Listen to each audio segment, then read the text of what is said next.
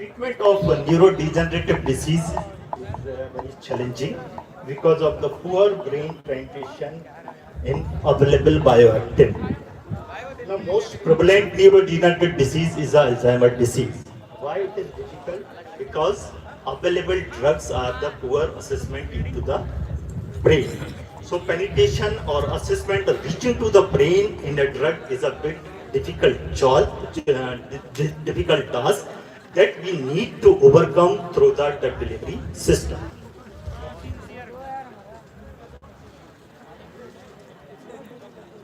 So now nanoparticle, if M-Form student is there, they must be know about the nanoparticle. Nanoparticle possesses a unique properties such as the small size, high surface area, tunable surface chemistry, making them suitable for interaction with a specific cellular pathway. Now, nanoparticle can engineer to target the pathological aggregate like amyloid beta and alpha synuclein. Amyloid beta is a causative thing for the Alzheimer's disease, and alpha synuclein is a causative thing for the Parkinson's disease. Now, serve as an efficient carrier therapeutic agent, enhancing the targeting drug delivery in affected region. So, our aim is to develop a such carrier that drug reach to the affected area. Like in case of Alzheimer's, it reach to the amyloid beta, or in case of Parkinson, it reach to the alpha synuclein. And nanoparticle can also use for imaging purpose where the diseases happen actually. If we want to assess the where is this aggregation happen in the brain, that we need to sort out, they need to degrade. So nanoparticle or a drug that carry by the nanoparticle when delivered in a particular area of the brain. Okay, so not only the treatment we can done by the this nanoparticle, we can see also that where this aggregation happen, where this amyloid beta formation is happen. So which area we is going to treat it, or which area we are going to remove that amyloid beta. Next. So this is, we can say, the various nanoparticle that we are utilized to delivering a various anti-Alzheimer drug or anti-Parkinson drug. These are mesoporous silica nanoparticle, quantum dot, silver nanoparticle, gold nanoparticle, and carbon nanotube. These all are the metallic nanoparticle. Others carriers like liposome, polymetric nanoparticle can also be utilized in the delivery of various neurodegenerative agents. Next, please. Now, what are the advantages of nanoparticle? Why we use nanoparticle, and why we use nanoparticle delivery for the delivery of anti-Alzheimer or anti-Parkinson drug? First, we can say that we utilize the enhanced permeability and retention effect that you see better understand in case of tumor. How we deliver a drug within the tumor, utilizing enhanced permeability and retention effect. In case of tumor, you see the normal cell and cancerous cell. In case of cancerous cell, the intracellular gaps are increasing. So these gaps we utilize to deliver the anti-cytotoxic drug or anti-cancer drug that particularly deliver into cancer cell, not reach to the normal cell. So physiology of the cell is very, very important for delivering of a drug or making a drug delivery system on the basis of the physiology of that particular disease. Next. Here also you can see normal cell, there is a tight intracellular junction. When the cancer cell converted to tumor tissue, the intracellular gap arises. So these gaps we utilize to deliver our anti-cancer drug and make a targeted delivery system to deliver on the cancer cell, not in the normal cell. Okay, next. Here the active targeting. Active targeting is we use some pilot molecule, some ligand that selectively carry your nanoparticle that containing drug to deliver the specific location into the body where actually the disease area or disease site. So for that purpose, you see that nanoparticle that containing a drug, right portion is a drug that encapsulated into nanoparticle, and this arrows is the pilot molecule, or we can say the targeting moiety. That is the that carry your system to the target area.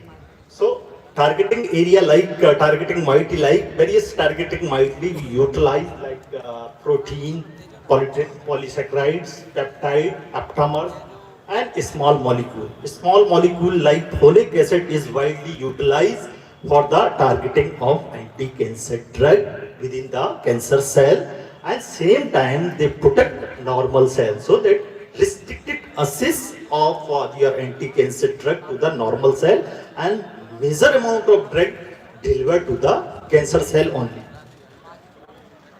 Next. So I'm showing a research work that we did in the Naiper library.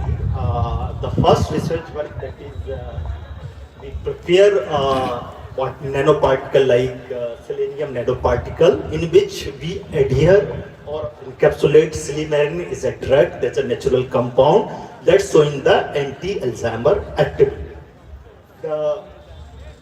These nanoparticles, selenium nanoparticle, we stabilize with the xanthan gum, and you see when we encapsulate silymarin in selenium nanoparticle, their activity is drastically increased. Anti-Alzheimer activity is drastically increased because the selenium nanoparticle itself showing the antioxidant action. That is main things for the treatment of Alzheimer. So in this figure you see how the nanoparticle seen, that we go for the HR10 image where you see the spherical particle of selenium nanoparticle. Next.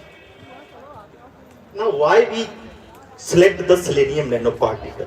Selenium nanoparticle gain widespread attention in the field of nanodrug delivery system. Reason: high surface to volume ratio, that maximum drug can be encapsulated in the small particle, and surface plasma resonance and optical property. Here we utilize high surface ratio volume, where the amount of drug is encapsulated in the selenium nanoparticle at the high amount. Selenium nanoparticle also act as a antioxidant. Antioxidant, that is the one of the things that we need to treat the Alzheimer disease. So scavenging reactive oxygen species that generated by the selenium nanoparticle, and drug also act like scavenging reaction oxygen species. So your drug and nanoparticle both have the similar action, the synergistic action can be achieved, so efficacy of the treatment is drastically increased. Now this is the preparation of this nanoparticle. You see, we select the sodium selenite, the material that is 2.2 molar in the 10 ml of distilled water, in which we add the xanthan gum of 0.2% weight by volume, and then we add the silymarin, that is the drug in 10. And then finally this all three things into the beaker, and then we add the ascorbic acid into this solution that acts as a reducing agent. So then the formation of the selenium nanoparticle is there, where the drug is adhere or encapsulate into the selenium nanoparticle. Next. So this is simple process of making of silymarin loaded selenium nanoparticle. Now we optimize the whole selenium nanoparticle in terms of size, beta potential, entrapment efficiency, and loading efficiency. So when we increase the xanthan gum concentration, the size is increasing. When we increase the xanthan gum concentration, their beta potential is also increased. So we have to optimize as a desirable size, desirable beta potential, that particular concentration we select for the xanthan gum. Similarly, their entrapment efficiency and loading efficiency is also decreasing when we increase in the xanthan gum concentration. Next. So another technique that we utilize where the nanoparticle form correct or not, the PDX, that energy dispersible X-ray techniques are utilized, where you see the selenium peak or present, that is there, so that confirmation of the formation of the selenium nanoparticle, and other ions like O, selenium, nickel, nitrogen, that also confirm the presence of silymarin. And HR term is clearly so that how the nanoparticle form, they are the nearly spherical in shape. Next. Now UV can also utilize to formation of these nanoparticulate system, where you see the lambda max is shifting in case of all selenium is the different lambda max, and xanthene stabilized selenium nanoparticle have the different lambda max, and selenium nanoparticle alone have the different lambda max, and xanthene is alone. That is the conformation of the formation of the nanoparticle that encapsulates selenium. Here selenium nanoparticle stabilized by xanthene and exhibit the surface plasmonic resonance at 265 nanometer. So that we confirm by simple UV, and due to presence of exochrome group that capable to absorbing light which radiate from the intensity of wavelength. So simple UV is utilized to conformation of formation of these nanoparticle. And in case of IR, we confirmation of this formation of nanoparticle by IR spectra. That you see the IR spectra, selenium nanoparticle showing the peak at 3262, that showing the presence of OH stress peak, and 656 is the showing the presence of CO peak that we confirm by the simple RA. And xanthene gum presence is confirmed by the peak that 3245. That confirmation of the OH, and 1040, that is the benzothine that present in this particular nanoparticle by confirmation of this IR spectroscope. And peak of 10777 and 1685, that indication of successful loading of silimarin, that is the drug we encapsulate into the selenium nanoparticle. Next, please. Okay, so next technique is DSC. That DXC utilized to again confirmation of whether the drug is encapsulated into nanoparticle or not. Why simply by the DSC you see. The selenium is endothermic peak. Characteristic endothermic peak is exhibiting the 260 degrees Celsius, and in case of xanthene gum, there is a two peak is there, endothermic and exothermic. So endothermic and exothermic peak, the endothermic peak is 70 degree and exothermic peak is 275.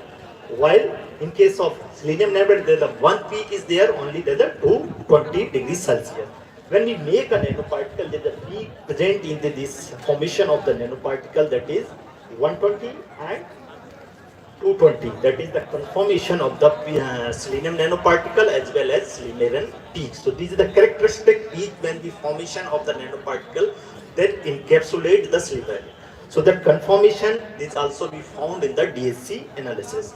And whether the nanoparticle are crystalline or amorphous nature, that we confirm by the XRD analysis. Normally for the sustained release formulation, we need a crystalline formulation for the better sustained rejection. You see the silimarin showing the peak. The peak is the indication of the crystalline nature. When peak is not present, that is showing that nature of polymer is the amorphous. When we make a formulation, there you see that the crystallinity is remain or maintained. So that is the suitable formulation for the sustained leak purpose. Next. Now, when we make a formulation, we need to test whether how much your drug is there, your system, how much time your drug is able to sustain. So this system is capable to sustain the encapsulated drug for the longer duration of the time. You see that in vitro drug release in PBS pH 7.4, silimarin shows that 94% drug is released within 15 hours. When we encapsulate these nanoparticles, so initial 8 hour, the drug is released only 23.56%. So the system are capable to maintain the sustained release of the encapsulated drug. And further, it is going to increase, able to sustain the release. The 65.7% drug are released into 72 hours. When we keep the system into the one 10% FPS. So system is further able to sustain the release and more amount of drug can be released. So that drug is the constantly bond or permanent bond will make it with the selenium nanoparticle. That also release when the PBS is there. So this the release pattern that's showing the confirmation that the system are capable to sustain the encapsulated drug. Next. Now, radical sponging activity is the we can say the how the antioxidant behavior of your drug and system have. So you see there is a reference material ascorbic acid that we can say that the highest antioxidant activity that you see when we make a nanoparticle there, we compare with the ascorbic acid. So system that is the selenium encapsulated selenium nanoparticle is showing equivalent antioxidant activity as ascorbic acid has.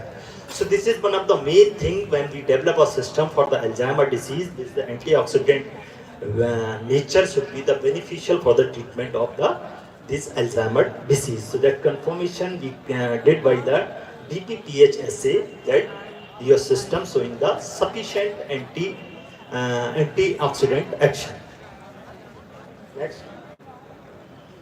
This is we call it the stability, how the system is stable. So your system is stable up to the 50th day. So stability around 50th day we tested. There is no substantial color change on the storage of this system, and their size is and zeta is also maintained at the desirable level.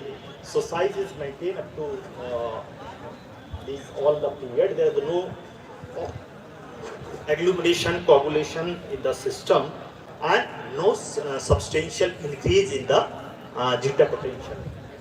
Normally, we want the size is 150 nanometer and zeta potential is less than 15 millivolt.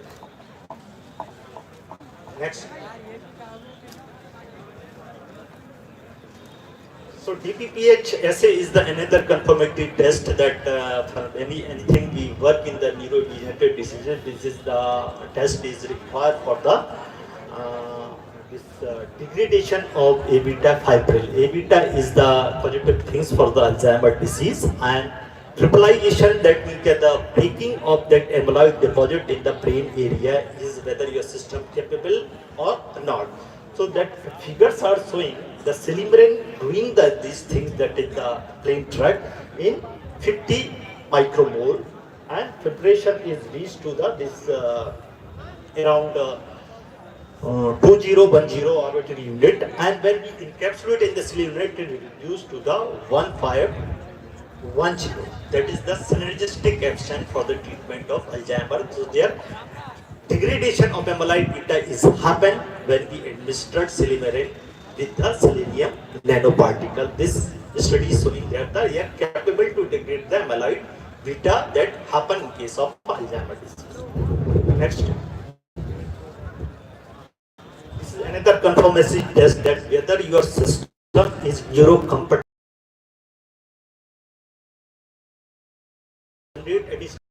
with the brain. So SHSY is the cell line that we use for the neurocompatibility.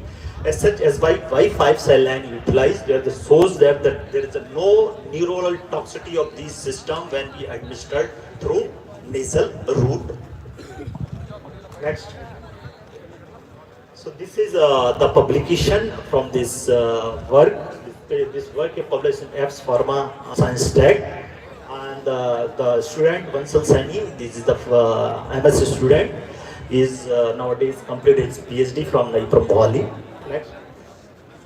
Another work is synthesis of quercetin acylated fluorines is another carbon material that we utilize for the delivery of another drug that quercetin. And in this system, the drug is conjugated with the fluorines, and then we coat it with the chitosan for the neurocompatibility or mucoadhesion nature. This is same image, and this is a same image that see how the fluorines looks like in the microscope. Next. So when we making a conjugate with the carboxyl fullerenes, acylated purulane, and then we making a conjugate with quercetin with fullerenes, there is no substantial increase in the size, and upon coating, slight increase in the size, and PDI is also not deviate much, and zeta potential is when we coat it with the chitosan, then zeta potential shift to the positive type, otherwise zeta will gradually decrease when we increase the groups like carboxyl to acyl group quercetin. Next, this is the IR that conformation of the conjugation and the coating of chitosan. So you see the various peak that the conformation of various groups that we utilize for the making this conjugation, and when we conjugate with the chitosan, there is an additional peak happen that the formation of the chitosan coating over the fullerene system. Next, NMR also utilize the conformation of the synthesis. These groups are showing that the various peak the presence of quercetin as well as the pruriens in the system, that various peak indicate that the system peak is additional peak are generated when we conjugate pruriens with the quercetin. Next, this is hot stage microscopic images and antioxidant effect of quercetin, pruriens, and carboxyl fluorescent and quercetin fluorescent conjugate. You see that their antioxidant potential of the drug is revealing when we conjugate drug. So similar antioxidant potential is retained when we conjugate drug with the fluorines. So there is no damage of antioxidant potential of quercetin when we conjugate with the fluorines. And XRD also showing that their crystallinity is maintained. They are not going to convert into amorphous nature. So this peaks are showing that their sustained release behavior is maintained and they are capable to sustain the release of the drug. Now, hot stage microscopy is the technology used to confirmation of the DSC and XRD analysis. How your drug is behaving in the presence of temperature. When we gradually increase the temperature, what happened in your formulation? So you see the first image. This is a hot stage microscope when we apply the quercetin drug. Drug is gradually melted and at the temperature of 3 degrees Celsius, whole drug are evaporated. And in case of later image, that is the conjugate, quercetin pruriens conjugate, you see the superficial drug or drug that is uninterrupted drug are seen into the first picture. Then there is no image there because the fullerenes have the high melting point, so they are not going to evaporate. So this is confirmation of that whether your drug is encapsulated in your system or not, and what is the impact when the temperatures increase in your formulation. That is, we can say that when the temperature is very hot and humid. So what impact of temperature in your formulation? So that we see clearly how much drug are evaporated in the presence of higher temperature. Next, this is calling the nasal toxicity when the system is administered for the nose to brain delivery. So what the impact of formulation in the nasal mucosa? You see the first picture is the most comfortable stimulated nasal fluid. So there is no impact on nasal layer or mucous layer of the nasal. When you give the PPS, there is no impact. When you give the IPA is the negative control. So you just see that the nasal mucosa is damaged. And in case of formulation, there is no damage of nasal mucosa. So that confirmation, the system is suitable for the nose to brain delivery. And neurocompatibility of the system, again we tested with the cell viability, that SHSY cell line, SY 5 by cell line. The system showing the highest neurocompatibility. There is a 80% of drug are, we can say, the viable, not die in the presence of your system. So they say that system is a neurocompatible, not neurotoxic. Next. So conclusion of this work, we can say that chitosan coated Crescent fullerene conjugate are successfully prepared and conjugate by the conformation of various characteristic techniques, that IR, NMR, SEM and HRTM. Further, morphology of quercetin fullerene conjugate, their system are spherical and they are capable to conjugate the drug.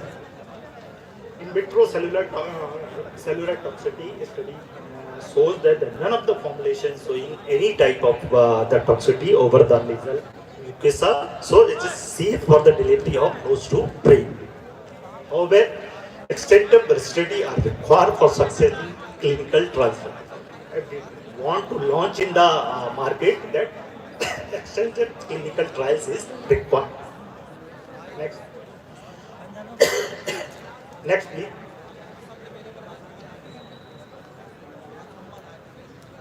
So this work published into the therapeutic delivery, the impact factor 4.2, the Taylor Francis Journal.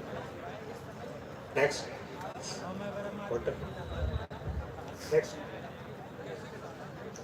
This is my recent publication, and this impact factor of this journal is around 13.4, and this is my PhD student recently awarded degree, and his publication came into the 13.4 impact factor journal. In this work, we formulate hydrogel. For the formation of the hydrogel, we just functionalize xanthan gum, aldehyde functionalized xanthan gum, and also we modify the poloxamer, amine terminated poloxamer. Then the formation of the hydrogel. Then we encapsulate the berberine as a drug. See, then when we make a system, we just invert the tube. So the formation of the hydrogel is there, where the system is not going down to the bottom. So formation of the hydrogel is confirmed, and then we nasally administer this hydrogel into the mice that improve pharmacokinetic parameter as well as the down regulation of hyperphosphorylation of the tau. Tau is the causative things for the onset of Alzheimer. And then finally improve cognitive function. Memory function is drastically improved. Next. I quickly finish this. So main things of this work is chemically cross-linked hydrogel was formed due to interaction with the aldehyde group of aldehyde modified xanthan gum and amine terminated poloxamer. Then after formation of the hydrogel, and then we encapsulate drug berberine, and then we tested the cytotoxicity by MTT. MTT is a dye that used for the cytotoxicity assay. So majority of the cell, 80% of the cell is viable, so no adverse effect, no cytotoxic effect of this berberine encapsulated hydrogel is there. Plasma pharmacokinetic parameter very drastically improved when we encapsulate berberine in this hydrogel, and 2.5% increase in Cmax, and after nasal administration berberine with the hydrogel. And this IVIC system, this is the animal imaging system, is also utilized to visualize where your drug is reached to the brain or not. You can see. And neurobehavioral study confirmed that highly significant rescue of cognitive neglect, that is the memory loss or increase in the memory, can be regenerated by administered this hydrogel. Next. Highlight of this work. Next. See, this is the same image. You clearly see this basically. How the hydrogel, the G image is this. Clear pores you can see in the HR SAM images. This is the formation of the hydrogel when we make a two conjugate, the poloxamer, amine terminated poloxamer, and aldehyde functionalized xanthan. In these pores, berberine are encapsulated very efficiently, and they sustain the release of the drug. And this is the rheometer graph, that how we are hydrogel behaving in the presence of temperature. So this rheometer graph is there, that shows that the hydrogel function when we apply the hydrogel to the nose. How the hydrogel capable to encapsulate them, and how the hydrogel is able to release the drug when we apply it to the nose. Next. This is the degree of swelling. You see the three conjugation, three type of formulation we make this hydrogel formulation. Highest is HXGP3 is the highest loading efficiency is there, and highest swelling efficiency is there. So type 3 formulation of hydrogel, we are showing the highest encapsulation efficiency and loading efficiency. And these results is showing that when we administered this formulation, the 400 micromolar formulation is basically degrade amylite formulation and fibrillation, that is we can see the achievement of this work, that in the small concentration this formulation is capable to this depletion of the amylite formulation as well as tau hyperphosphorylation. Next. This table can clearly show you how your formulation is improved when we encapsulate into the hydrogel. Plain drug Tmax is 1.3, when we encapsulate in the hydrogel, where Tmax is increased to 3.8. Cmax is 105, and it increase when we encapsulate into the hydrogel, that is 271. AUC also drastically increase, almost double, and AUC infinity is also included, and mean residence time is also increased when we encapsulate this berberine into the hydrogel. So this is, we can say, the property of the drug highly increase or highly improve when we encapsulate into this synthesized hydrogel. Next. This is the animal imaging, that you can able to see your drug, your system reach to the brain very efficiently. Why? Nose to brain. When we encapsulate drug in this synthesized hydrogel, so their pharmacokinetic parameter is drastically increased. You see in the brain concentration, earlier it is a very little amount reached to the brain berberine. When we encapsulate into the hydrogel, the amount of drug reached to the brain is drastically increased. So this is the purpose of the work, and that's all, and we achieve a very good publication by this work. Next. This is a neurobehavioral study of this hydrogel system that is utilized for Morris bottom mesh test, open field test, and novel object recognition. All tests are memory tests, that how your animal are improved when we give the hydrogel that encapsulate berberine. So their memory function is drastically increased when we deliver the berberine through the hydrogel. Next. This figure can easily understand the same image and the treated image is the same. Same is that the animal is not treated by anything. That is the control animal. And when the Alzheimer is happen, onset of Alzheimer, by oxalic acid, their movement is different. And when we treated the drug, the movement slightly improved. And when we give the hydrogel, their movement is like a control one. So this we can say that all these tests can confirmation of this hydrogel that encapsulate the berberine, that improve the all cognitive function that is damaged in case of set of Alzheimer. Next. These are some of the publication. These are review article, but life science impact factor around 6. Drug discovery today impact factor around 6.5. Aging research review impact factor around 13.1, and this is impact factor around 5. Molecular neurobiology. Next. This is some of the drug discovery today is a very famous journal. Next. This is some of the reference that we taken for this our study. Next. This is my group, research group, where the person that grade that is the recently PhD, he published a paper in the 13.4 impact journal, chemical engineering journal. And this is my MS student, PhD student, and around me that Zajanan, Ahmed, Farhan, they are the PhD student around me, and others are the MS student or MS first year, MS second year. Next. Next. Thank you.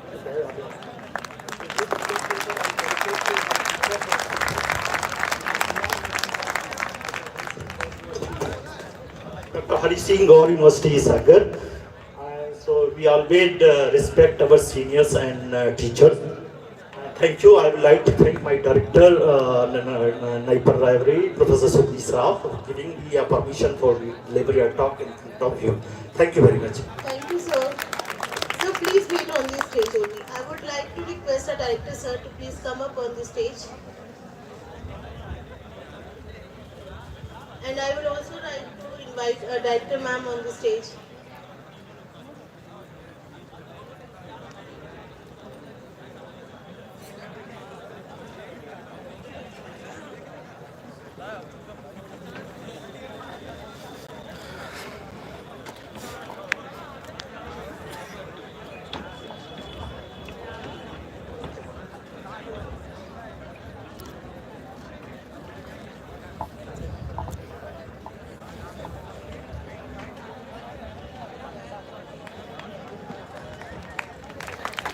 भैया भैया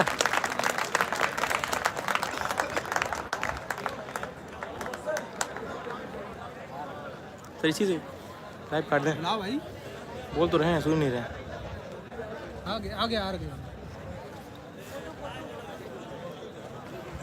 कौन से तुम्हारे clear नहीं है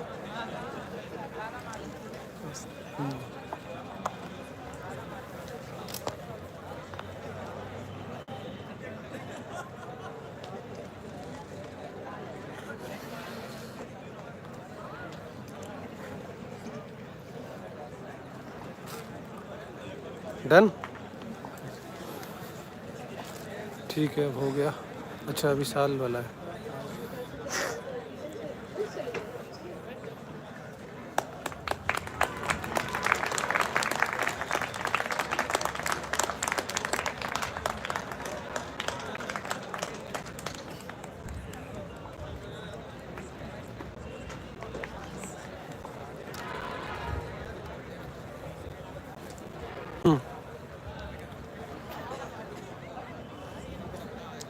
बस खत्म